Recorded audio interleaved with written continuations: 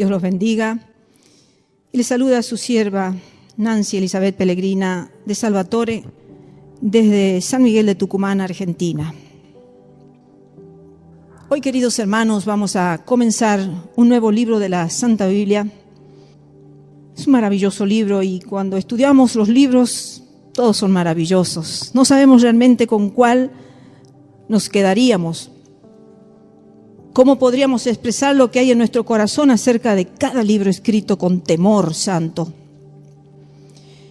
Y hoy vamos a comenzar el libro de los Hechos de los Apóstoles. Vamos a comenzar a estudiarlo. Y hoy propiamente vamos a hacer, podríamos decir, una síntesis de todo el libro, pero mayormente nos vamos a focalizar en el autor de este libro. Un libro maravilloso para nuestros tiempos, para aquellas personas que están esperando al Espíritu Santo. Porque Él nos ha prometido, antes de sacarnos de la tierra, que vendría a nosotros para prepararnos para esa última siega, para llevarnos a su iglesia a las bodas del Cordero. Entonces, lo que los escritores han dicho en resumen sintético es que este libro narra la historia de la iglesia primitiva. Desde la ascensión de Jesús, contada en el último versículo del libro del Evangelio de San Lucas, hasta el encarcelamiento de Pablo en Roma, cuando termina ya así el libro de los Hechos. Así que ese es el resumen sintético de todo lo que es este maravilloso libro, que espero que sepamos disfrutar y sacarle la mayor enseñanza, porque para eso ha sido escrito y dejado para nuestros tiempos también. Porque este es un tiempo difícil que se escribió este libro, y no estamos viviendo ahora tiempos difíciles. Entonces vamos a empezar, que en cierto sentido podríamos decir que Hechos es uno de los tantos libros muy importantes del Nuevo Testamento. Algunos escritores se han atrevido a decir el libro más importante. Yo diría uno de los tantos libros más importantes del Nuevo Testamento. Y la verdad, hermano, es que si nosotros no contáramos con el libro de los Hechos, no tendríamos ninguna información acerca de la iglesia primitiva. Por supuesto, deduciendo también las cartas del apóstol Pablo, a quien venimos estudiando, y vamos a seguir estudiando las cartas porque no terminaron allí donde nosotros vimos finalmente Filemón. Hay más cartas y ahora nos vamos también a hacer un estudio profundo de los viajes del apóstol Pablo. Pero hoy vamos a comenzar diciendo que hoy vamos a poder rescatar muchos datos importantes de esa iglesia primitiva. ¿Por qué, hermanos? Porque la iglesia que se va a ir en el rapto, para aquellos que creen en el arrebatamiento o rapto, como se le quiera llamar, tenemos que pensar que la iglesia que se va a ir con nuestro amado Jesucristo no es cualquier iglesia. Es como la iglesia primitiva. Es aquellos que van a dar el todo por el todo de su vida en los tiempos y lugares y situaciones que a cada uno le toque vivir. Así que si a nosotros, por la gracia de Dios, no nos ha tocado vivir en lugares de extrema persecución como en el presente se está viviendo, pero tendremos que esforzarnos entonces por llevar a toda criatura un verdadero evangelio sin adulteración alguna y prepararnos extremadamente para ser aptos, para ser considerados de ese remanente pequeño que van a ser dignos de poder ver la belleza de la santidad de nuestro Dios, al que es santo, como hemos cantado. Entonces, se le llama o le llamamos los Hechos de los Apóstoles, pero este libro no nos da un relato exhaustivo de los Hechos de los Apóstoles en realidad. En Hechos capítulo 12, versículo 2, se nos dice en una breve frase que Herodes mandó ejecutar a Santiago, el hermano de Juan. Juan aparece algo más en la narración, pero nunca hace uso de la palabra. El libro nos da solo verdadera información sobre Pedro, que muy pronto va a desaparecer en la escena como protagonista. Entonces, según algunos historiadores han deducido, que el título podría ser Hechos de varones apostólicos. Y lo que pretende realmente mostrarnos de estos varones apostólicos son sus hazañas típicas de figuras que nosotros hoy podríamos llamar heroicas de la iglesia primitiva. Qué hermoso, hermanos. Yo siempre digo, Señor, ¿cómo se está registrando mi vida en los cielos? Porque cada uno tiene su libro en el cielo. Hay varios libros, los que han podido ir al cielo en visiones, en revelaciones, han bajado a la tierra trayendo y contándonos a nosotros que hay muchos libros. Hay como una biblioteca, hay una sala inmensa de cantidades y cantidades de registros. Imagínense en los tiempos, las distintas dispensaciones, el antiguo pacto, el nuevo pacto, todo está siendo registrado en los cielos. Pero hay algo que es especial y es el libro de la vida de cada uno de nosotros. Y yo digo, si aquí nosotros en la Biblia han podido ser registrados aquellos hechos históricos de algunos varones y mujeres que han quedado registrados porque así le ha placido a Dios, ¿qué se estará registrando en nuestras vidas? Porque siempre lo digo y lo voy a seguir diciendo para que vivamos una vida bien temerosa, es que el último tiempo de la gracia salvadora que estamos viviéndola nosotros hasta el arrebatamiento, hasta la salida de la iglesia de la tierra, tiene que ser adjuntado al libro de los libros. Porque todo va a quedar registrado mientras la iglesia esté en la tierra.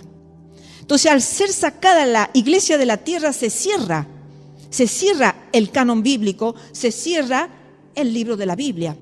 Entonces, no sé si algunos de nosotros Dios determinará que quedemos registrados en el libro de la Biblia, en este libro maravilloso, o no. Entonces yo a veces me pregunto, Señor, ¿seré yo una de las que quedaré registrada allí? ¡Qué orgullo, qué alegría! Que por los siglos de los siglos, que por toda esa vida eternal que vamos a tener, quede el testimonio de nuestras vidas. Qué hermoso, hermano. Por eso es que siempre, todos los días, es tan importante revisar nuestra vida. Señor, ¿cómo la estamos viviendo? Porque en la Biblia también quedaron registradas vidas no dignas. Tenemos a uno solo, por nombrar así, a Judas Iscariote. También quedó registrado en la Biblia. Pero qué triste que fue registrado como un hombre perverso, como hijo de perdición. Entonces, que el Señor nos ayude, queridos hermanos, para que nosotros formemos parte de ese canon bíblico y seamos dignos de que el cielo se contente con nuestras hazañas, por así decir, de lo que se está escribiendo y se está registrando ya en los cielos. Bueno, volvamos y retomemos un poquito el autor de este libro, que aunque su nombre, fíjense en que no aparece en el libro como a distinción de los demás libros. Por ejemplo, los evangelios aparecen Mateo, Marcos, Lucas y Juan. Llevan el nombre de quienes los registraron, lo escribieron, incluso mismo Lucas. Pero, sin embargo, este libro no tiene el registro del autor. Pero desde el principio de la historia de la iglesia, siempre se ha mantenido que su autor era Lucas. No ha habido duda en cuanto a esto. Entonces, acerca de él sabemos realmente muy poco. Lo hemos estudiado un poquito cuando vimos las cartas a Timoteo y cuando vimos también Filemón. Hemos analizado un poco de la personalidad, de las virtudes que tenía Lucas y dijimos que lo vamos a ir complementando a medida que vayamos viendo, en este caso, Hechos y luego cuando veamos el Evangelio de Lucas. Fíjense en que solo se le menciona 3 veces en el Nuevo Testamento, con nombre. Por ejemplo, en Colosenses capítulo 4, versículo 14, en Filemón 24 y en 2 de Timoteo capítulo 4, versículo 11, se lo nombra con su nombre. Y de esta referencia podemos destacar 2 cosas seguras. La primera es que era médico. Y no solo médico, sino que la expresión que alude a que él era médico es que se le dice el médico amado. Qué hermoso, ¿verdad? Se está dando una profesión, pero se está dando una profesión de algo singular. Qué hermoso que algún día se llame enfermera amada. Qué hermoso que va a ser. Porque te pueden llamar, ahí viene la enfermera tal, ahí viene el médico tal, ahí viene el abogado tal. Pero qué hermoso que ahí viene la abogada tal, amada. Porque sus hechos han sido dignos de ponerle esa cualidad o ese adjetivo. Bueno, Lucas fue realmente digno de podérsele llamar el médico amado. Y la segunda característica es que era uno de los más apreciados colaboradores y leales amigos de Pablo, porque fue su compañero en su último encarcelamiento. Recordemos que el último encarcelamiento del apóstol Pablo fue en Roma durante 2 años en una casa que él pudo alquilar, y allí estuvo su fiel y leal amigo y colaborador, Lucas. Bueno, son características realmente dignas, ¿no? Y que en realidad todos cristianos tendríamos que ser llamados leales y buenos colaboradores, como se lo está llamando y considerando a Lucas, porque realmente estuvo en el peor, podríamos decir, momento de Pablo, donde ya Pablo podría estar respirando su sentencia no favorable. Aunque Pablo siempre tenía mucha fe en sus encarcelamientos, de que sus cadenas iban a terminar, que sus prisiones iban a terminar, pero llegamos a este punto que ya lo hemos estudiado, en donde Pablo ya se está despidiendo de la vida. Pablo ya está diciendo que él está ya preparado. Muy distinto a cuanto en otros tiempos él decía, bueno, no es que lo haya alcanzado ya, pero procuro, me esfuerzo, me extiendo hacia adelante, me olvido del pasado, lo considero basura todo mi pasado, pero sí me extiendo hacia la meta, al supremo llamamiento. Entonces, en tiempos y tiempos Pablo tuvo sus etapas buenas, etapas que él sentía que su vida no iba a terminar en la cárcel.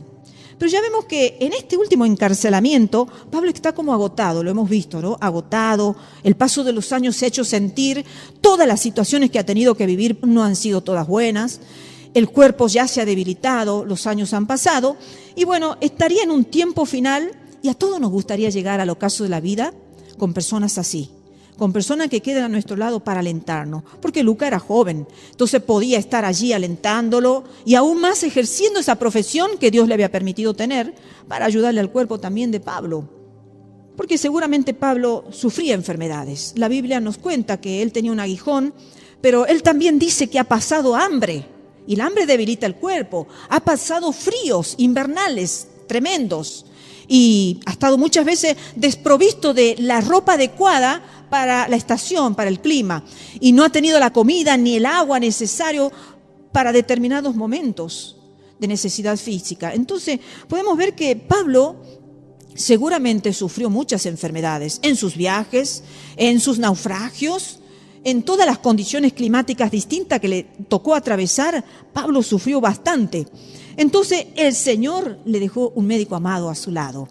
En ese tiempo difícil de su vida, tuvo la persona indicada para quedarse al lado de Pablo.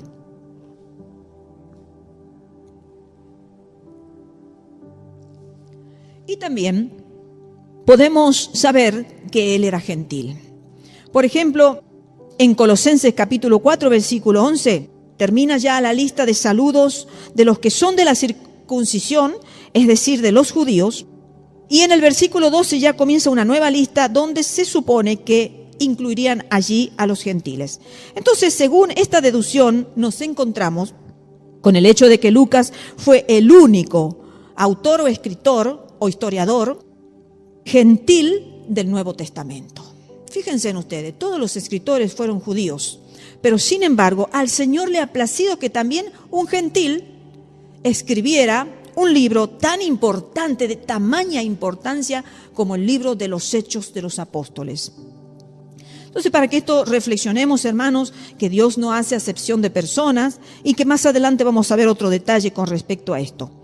Bueno, Lucas dedicó tanto su evangelio como Hechos a un cierto Teófilo. Esto lo podemos encontrar en Lucas capítulo 1, versículo 3, cuando lo nombra a Teófilo. Y ahora, en Hechos capítulo 1 y versículo 1, vamos a leer, dice: en el primer tratado, oh Teófilo, hablé acerca de todas las cosas que Jesús comenzó a hacer y a enseñar. Fíjense en que aquí Lucas está haciendo referencia a su libro de San Lucas, donde él dice que hablé acerca, en ese primer tratado, hablé acerca de todas las cosas que Jesús comenzó a hacer y a enseñar. Y bueno, el versículo 2 sigue diciendo: hasta el día en que fue recibido arriba, después de haber dado mandamiento por el Espíritu Santo a los apóstoles que había escogido. Pero no vamos a remitir al nombre Teófilo.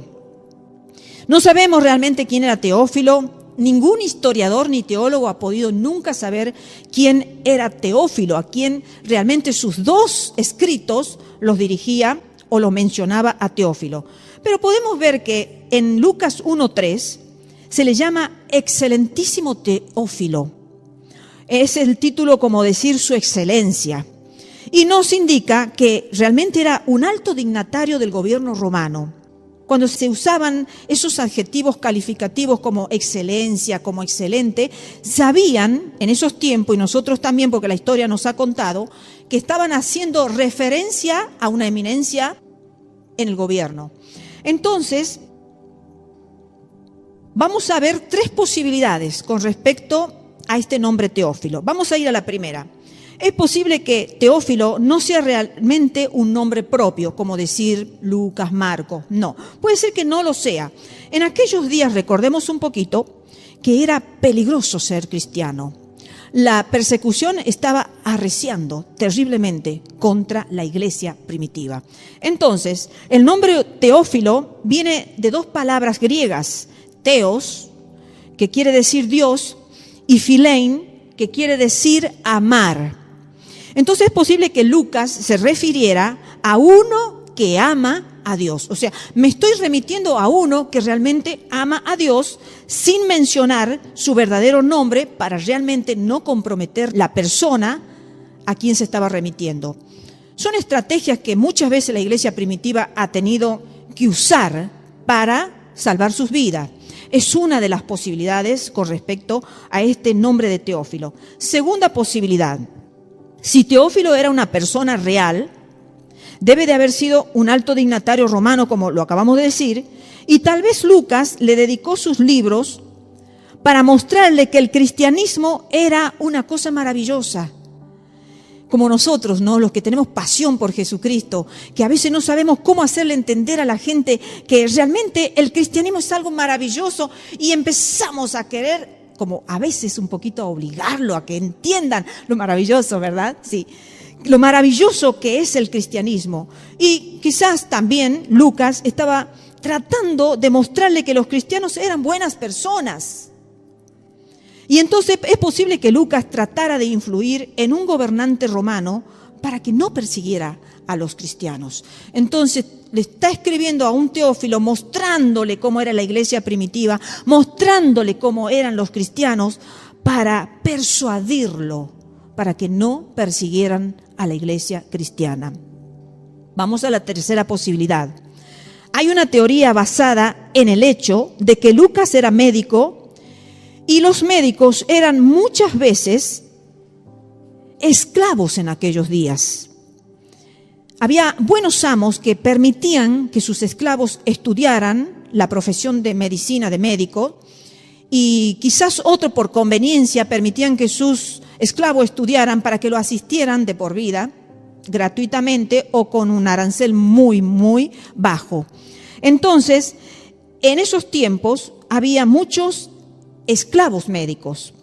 Y quizás Lucas puede haber sido el médico de Teófilo, de un tal Teófilo, y que éste haya estado gravemente enfermo y que se pudo salvar gracias a Lucas. Y que en agradecimiento por haberle salvado y por haberle dado la medicina justa para su problemática de salud, le hubiera concedido la libertad a Lucas. Es lo que se piensa, es lo que algunos registros históricos han podido deducir, que puede haber sido eso, que Lucas realmente le salvó la vida a un tal Teófilo. Entonces, en agradecimiento, ese Teófilo le dio la libertad a Lucas, y que en este caso tal vez Lucas le quería mostrar su gratitud a Teófilo, y como la cosa de más valor que poseía era el Evangelio de Jesús, se lo escribió y se lo envió como regalo de agradecimiento por su libertad. Yo me puse a analizar y a pensar con cuál de las 3 teorías me hubiera quedado, con las 3 posibilidades que yo me hubiera quedado, y la verdad que las 3 son muy dignas de ser recibidas, aceptadas y consideradas. Pero yo me inclino un poquito más para esta última y tercera posibilidad. Y es porque realmente, hermanos, Dios hace cosas tan maravillosas que quizás usó la mano de Lucas, quizás usó la sabiduría que tenía Lucas con su medicina para darle realmente la sanidad a este gobernante, ministro excelentísimo del gobierno, para que procurara él que no siguieran exterminando a los cristianos. ¿Cómo Dios usa a los médicos? cómo Dios usa realmente en momentos de persecución, en momentos difíciles, a sus escogidos. Por eso me quise quedar con esta última teoría, pero las tres realmente son consideradas para tenerlas en cuenta. Bueno, vamos a continuar avanzando. Vamos a ver el propósito que tuvo Lucas cuando escribe este libro, porque cuando se escribe cualquier libro siempre hay una razón o varias razones. A veces se escriben libros biográficos, a veces se escriben libros históricos contando la historia, algunas veces se escriben libros novelescos. En fin, hay distintas razones, motivos por la cual la gente escribe libros. Pueden haber una o varias razones, pero vamos a considerar las que pudo tener Lucas realmente para escribir este libro de los Hechos. Vamos a ir a la primera razón. Quizás Lucas quiso presentar el cristianismo al gobierno romano. Y algunas veces, mientras él va contando, va registrando la vida de los apóstoles, como la vida del apóstol Pablo, que fue registrada en sus viajes misioneros, que lo vamos a ir viendo detalladamente, él hace un corte para también mostrar lo amable que fueron con Pablo algunos magistrados romanos. Entonces, por ejemplo, lo voy a nombrar nada más ligerito. Hechos 13:12 está, por ejemplo, Sergio Paulo, que fue el gobernador de Chipre, que se convierte al cristianismo, un gobernador. En Hechos capítulo 18, versículo 12, tenemos a Galión, que es también un gobernador de Acaya y que es absolutamente imparcial en Corinto. Imparcial contra la acusación que se estaba haciendo contra Pablo. Esto lo vamos a ver detalladamente cuando lleguemos al capítulo 16. La verdad que escribí todo para contar todo, pero después dije, no, lo vamos a ir desmenuzando capítulo por capítulo. Entonces ahora estamos haciendo una síntesis general. Después también estaban en Hechos capítulo 16, versículo 39, los magistrados o llamados jueces de Filipos, que se dan cuenta de su error y se disculpan públicamente con Pablo. Entonces fíjense en magistrados, jueces. Después en Hechos capítulo 19, versículo 31 al 37, tenemos allí los antiguamente llamados asiarcas. En el presente nosotros les llamaríamos supervisores de actividades públicas, les llamaríamos superintendentes, autoridades, secretarios de la ciudad, que estaban en Éfeso y que tienen interés en que no se le presenten a Pablo daños, agravios o perjuicios. Entonces vemos cómo muchas autoridades fueron convencidas, creyeron y defendieron a los apóstoles. Entonces Lucas estaba indicando que en años anteriores los funcionarios romanos habían estado muy bien dispuestos y habían sido realmente justos con los cristianos. No todos, pero una gran mayoría de eminencias habían sido justos con los cristianos. Entonces, además Lucas se esfuerza en presentar a los cristianos como buenos, como leales ciudadanos. Entonces, nosotros podemos estar viendo cómo realmente Lucas se ha esforzado por presentar lo que realmente era verdadero. Yo digo, hoy habrá defensa contra nuestras vidas. ¿Podrá haber alguna persona que esté dispuesto a escribir un registro de nuestras vidas y decir, me voy a esforzar por presentar a algunos que son leales, porque son cristianos leales, o algunas eminencias realmente que han sido buenos con los cristianos? Bueno, vemos aquí a un Lucas esforzándose, muy apasionado, por lo visto Lucas era muy apasionado por hacer entender a aquellas personas que tenían el poder y la autoridad. Sepamos también que Lucas escribía en días en los que se aborrecía y se perseguía a los cristianos y contó su historia de manera que se viera que los magistrados romanos siempre habían sido justos con los cristianos y que nunca habían considerado que los cristianos fueran malas personas, razón por la que se hizo sugerencia de que los Hechos quizás sería como un documento que estuviera preparando Lucas para presentarlo ante el emperador romano en defensa de Pablo.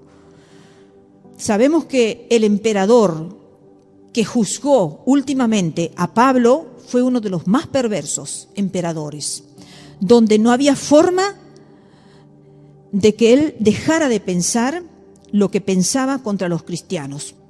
El exterminio total del cristianismo. Entonces, lo que se sugiere es que Lucas estaba preparando una documentación, como diciendo, voy a preparar una documentación para que este emperador vea que hubo otros magistrados en el gobierno que consideraron al cristianismo, porque realmente el cristianismo no es malo y porque realmente los cristianos son personas leales y buenas, no como se dice, y aún en el presente, hermanos, en el Oriente, también desde chiquitito se lo forma con el pensamiento de que el cristianismo es malo y que los cristianos son malos. Estaba escuchando testimonio de personas que se convirtieron y que decían, pero realmente no es lo que nos han enseñado y no es lo que nos han adoctrinado en las escuelas, en las universidades, en el hogar, nuestros padres. El cristianismo no es lo que ellos nos han pintado, lo que ellos nos han enseñado. Son buenos los cristianos porque han empezado a escuchar prédicas de los cristianos, se han convertido y han salido de ese engaño que se les ha enseñado desde pequeño. Entonces, quizás en estos tiempos también pasaba lo mismo. Había muchas bocas que hablaban y murmuraban cosas contrarias contra el cristianismo y contra el cristiano. Entonces, Lucas se esforzó por formar un documento para presentar defensa a favor de Pablo. Otro propósito por el cual Lucas escribió el libro de los Hechos es el siguiente. Uno de los objetivos de Lucas era mostrar que el evangelio era para todos los seres humanos de todos los países. ¿Por qué? Esta era una de las cosas realmente que a los judíos les costaba entender. Tenían la idea de que ellos eran el pueblo escogido de Dios, y ciertísimamente que sí, fue el pueblo escogido por Dios. Y también ellos pensaban que aparte de ser el pueblo escogido de Dios, Dios no tenía interés en los demás pueblos, que el único pueblo amado era el pueblo de Israel y que ningún otro pueblo aparte de Israel era amado por Dios como ellos eran amados. Fíjense en que en el presente también piensan así los judíos. Lamentablemente, el que no ha llegado a la luz, al conocimiento de la verdad, siguen pensando que ellos son los únicos amados por Dios, el único pueblo escogido realmente, pero el judío que se ha convertido al cristianismo ahora ya no piensa de esa manera. Entonces quizás Lucas se propone demostrar lo contrario a este grupo de judíos. ¿Cómo lo hace? Presentando a Felipe, predicando a los samaritanos, que en ese tiempo los samaritanos eran un pueblo de israelitas más unos cuantos colonos asirios que se habían unido a esa tierra, se habían mezclado, se habían casado con algunos israelitas y se había provocado una mezcla. Razón por la cual no se lo quería a los samaritanos por ser una mezcla. El pueblo de Israel siempre procuró conservarse como un pueblo puro, como un pueblo de pura sangre y de pura fe. Entonces, al estar fusionado israelita con colonos asirios, entonces ya se consideraría que el evangelio no llegaría allí, pero sin embargo, allí está Lucas presentándolo a Felipe, que le está predicando a los samaritanos. Por otro lado, también a Esteban, haciendo universal el cristianismo y muriendo por ello, como sabemos que ha muerto lapidado, apedreado Esteban. A Pedro, recibiendo a Cornelio en su casa iglesia. Cornelio, recordemos que era gentil, y sin embargo fueron abiertas las puertas para predicarle el evangelio a él y a toda su familia, y fueron bautizados con el Espíritu Santo también, siendo gentiles, que eso lo vamos a analizar cuando lleguemos a Hechos capítulo 10. Ahora simplemente lo nombramos. Y también cómo el evangelio llegó a los cristianos predicándoles a todos aquellos gentiles que vivían en Antioquía. También a Pablo viajando por todas partes, ganando personas de todas clases para Cristo. Terrible la obra misionera que hizo el apóstol Pablo. A los gobernantes, a los esclavos, a los amos, a todo el mundo le llevó el evangelio el apóstol Pablo. Entonces también lo está presentando. Por eso es que Lucas relata los 3 viajes misioneros en este hermoso libro que hoy hemos empezado a estudiar. Y en Hechos capítulo 15 presenta ya a la iglesia tomando la gran decisión de aceptar a los gentiles en igualdad de términos que los judíos. Entonces ese es el segundo propósito de Lucas, escribir los Hechos, y vamos al tercer propósito de Lucas. Si hemos visto, como podríamos llamarle, propósitos secundarios, estos recién nombrados, la primera intención de Lucas se encuentra en las palabras del Cristo resucitado en Hechos, capítulo 1, versículo 8, que dice así: Pero recibiréis poder cuando haya venido sobre vosotros el Espíritu Santo, y me seréis testigos en Jerusalén, en toda Judea, en Samaria y hasta lo último de la tierra. Palabras de nuestro amado Señor Jesucristo. Entonces, Lucas quería presentar la expansión del cristianismo y mostrar cómo llegó hasta Roma. En no mucho más de 30 años, la religión que había comenzado desde ese pequeño lugarcito Jerusalén, cómo llegó hasta Roma. Entonces, hermanos, podemos nosotros realmente considerar los 3 propósitos fundamentales que tuvo Lucas para escribir este maravilloso libro, cómo el cristianismo se expandió por toda la faz de la tierra, empezando por un pequeñísimo rinconcito y llegando hasta donde tenían previsto llegar. Ahora, las fuentes que tuvo Lucas. Lucas sabemos que era un historiador y que las fuentes de un historiador tienen mucha importancia realmente. Para aquellos que no aman la historia, aprendan a amar la historia, porque realmente conocer la historia nos expande la mente y nos hace entender muchos problemas culturales que no podemos entender de naciones que son muy diferentes a nuestra cultura. Entonces, ¿de dónde obtuvo Lucas la información? Bueno, vamos a ver. Hechos se divide en 2 partes. Vamos a ver la primera parte y la segunda. En la primera parte consta de los primeros 15 capítulos, de cuyos acontecimientos sabemos que Lucas no fue testigo presencial. Y lo más probable es que él haya tenido acceso a 2 tipos de fuentes. La primera fuente serían las actas de las iglesias locales, que quizás no habían sido ni siquiera escritas, pero dice que cada iglesia tenía sus memorias o sus registros. Entonces podemos ver que él accedió a 3 tipos de informes, que pueden haber sido la iglesia de Jerusalén, la iglesia de Cesarea y la iglesia de Antioquía. 3 iglesias donde le colaboraron con informes, con registros y con sus memorias de sus iglesias. No cabe duda de que la amistad también de Lucas y Pablo era una amistad tan grande que Pablo lo puso en contacto a Lucas con grandes personalidades de todas estas iglesias, cuyas historias la pusieran a disposición de Lucas. Qué hermoso. Yo cuando estaba reflexionando en esto decía, cómo a veces uno siembra amor a una persona y después viene la retribución. A veces la retribución no viene de la misma persona a quien hemos ayudado. A veces Dios usa muchos medios para que venga la retribución. Pero en este caso yo me quedé meditando en que Lucas fue un amigo leal de Pablo y fue un médico que estuvo a la par de Pablo. Y ahora Pablo le está dando la posibilidad a Lucas de ponerlo ante personalidades de las iglesias que colaboraran para darle registros para que Lucas pudiera seguir registrando todo eso que se le daba en este maravilloso libro que él empezó a redactar. Entonces, después ya llegamos a la segunda parte, porque hemos dicho que Lucas está dividido en 2 partes, los primeros 15 capítulos, y ahora llegamos de los capítulos 16 al capítulo 28, que es el último capítulo del libro de los Hechos. Y que de esta sección, Lucas sí fue testigo presencial. Del anterior dijimos que no fue testigo presencial, más de esta sí. Y cuando leemos Hechos con atención, nos damos cuenta de que la mayor parte del tiempo, Lucas cuenta las cosas en la tercera persona del singular, o sea, de él, o también del plural como ellos. Pero hay algunos pasajes en los que cambia a la primera persona del plural, o sea, pasa del hablar de ellos, pasa a hablar de nosotros. Entonces, hermanos, en todas estas ocasiones, Lucas tiene que haber estado presente, porque no puede decir nosotros estuvimos en esta situación si él no estaba presente.